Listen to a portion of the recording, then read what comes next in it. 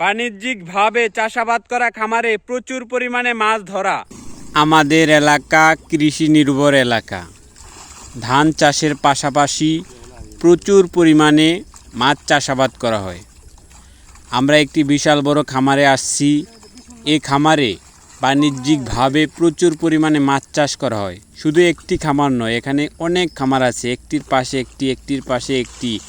গ্রামে ধান ক্ষেত যেরকম একটির পাশে একটি, একটির পাশে একটি, তেমনই আমাদের খামারগুলা এরকম আমাদের এলাকায়। এই আমার খামারি ভাই চাষাবাদ করে রেনু মাছ, মাছের ডিম এনে ছেড়ে যখন বড় হয় তখন সে ব্যাপারীদের কাছে বিক্রয় করে। আপনার জালটি দেখি বুঝতে পারছেন, কারণ জাল দেখি বোঝা যায় কে কোন মাছ চাষাবাদ করে। যেমন বড় মাছ ধরার জন্য পাতলা জাল, রেনু মাছ ছোট মাছ ধরার জন্য ব্যবহার করা হয় সুতার, চিকন সুতার ঘন জাল। আপনারা দেখতে পাচ্ছেন প্রচুর মাছ, ফুল লোড জাল। এই মাছগুলোর বয়স কিন্তু বেশি না, 2 মাস 3 মাস এরকম বয়স। ডিম ছাড়ার পরে নিয়মিত পর্যবেক্ষণ, পরিচর্যা, নিয়মিত খাবার দেওয়ার ফলে মাছগুলা ভালো, পরিস্থিতি ভালো। আজকে খামারি ভাই ব্যাপারীদেরকে মাছ দেওয়ার জন্য আসছে এবং আমরাও আসছি আপনাদের দেখানোর জন্য। এই দেখতে পাচ্ছেন প্রচুর প্রচুর মাছ। সব মাছ একত্রে নেওয়ার পরে আপনারা দেখবেন এত পরিমাণে মাছ বলার বাহিরে। এই খামারি ভাই জালগুলা মাছ ঝেড়ে, জাল ঝেড়ে মাছ নিয়ে যাচ্ছে তার একত্র করার জন্য। এই অলরেডি একত্র হয়ে গেছে, আপনারা দেখতে পাচ্ছেন। এখানে রয়েছে শুধু রুই মাছ রয়েছে।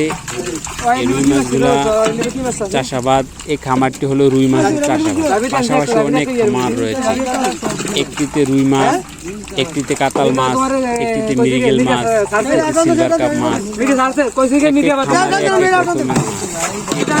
রয়েছে অনেক পরিমাণে রুই মাছ। রুই মাছের দাম ভালো, 200 টাকা কেজি পাইকারি বিক্রয় করা যায়। এই খামারি তার খামার থেকে সব ধরনের মাছ বিক্রয় করে। যখন যেই মাছ নেওয়ার জন্য যেই পাইকার আসবে তাকে সেই মাছই দেবে।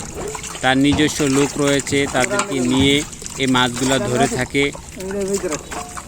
আজকে বড় ব্যাপারী আসছে, সে বড় ব্যাপারীকে মাছ ধরে দিতেছে। প্রচুর মাছ ধরেছে, এগুলো এখন বাছাই করবে, বড় মাছগুলো ব্যাপারীকে দিবে।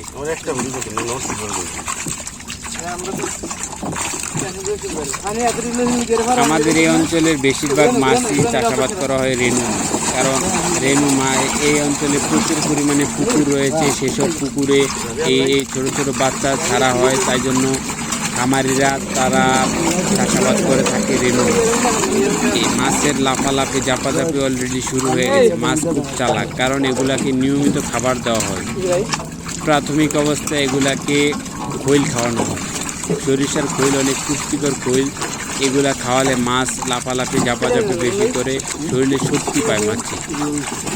আর যদি খৈল না খাওয়ানো হয় রেনু ছাড়ার পরে, তাহলে বাচ্চা কেটে যায়, কেটে মানে বাচ্চা নষ্ট হয়ে যায়, মাছ হয় না এরকম।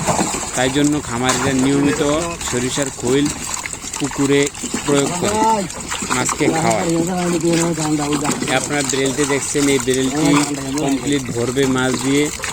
এই মাছ দিয়ে ভরবে এবং ধরার পরে দাঁড়িপাল্লা দিয়ে পরিমাপ করে। আমাদের এলাকায় মাছ চাষে এখনো দাঁড়িপাল্লা ব্যবহার করা হয়, প্লাস্টিকের দাঁড়িপাল্লা। এই আপনারা দেখতে পাচ্ছেন অনেক মাছ এখানে খামারি হাত দিয়ে ধরছে এবং ব্যাপারীও হাত দিয়ে ধরছে। খামারির হাতে একটি ঝাঁপি রয়েছে আর ব্যাপারী হাত দিয়ে ধরছে। বড় মাছগুলা নিচে থাকে, তাই জন্য নিচ থেকে খ্যাপ দিয়ে নিতে হয়, না হয় বড় মাছ পাওয়া যায় না। মৃগেল, এগুলো হলো রুই মাছ। রুই মাছ কোয়ালিটি খুবই ভালো।